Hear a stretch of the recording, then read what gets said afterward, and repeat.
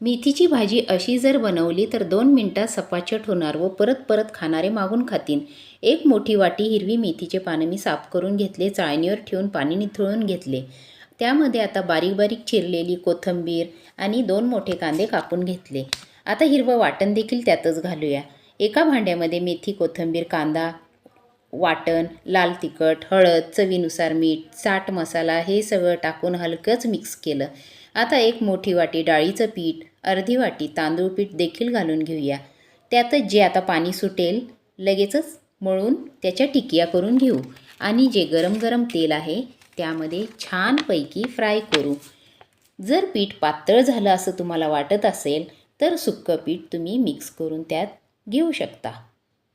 आत्ता पहा किती छान टिकिया आपल्या तयार झालेल्या आहेत. तर मग खाता खाता लगेचच सबस्क्राईब करा.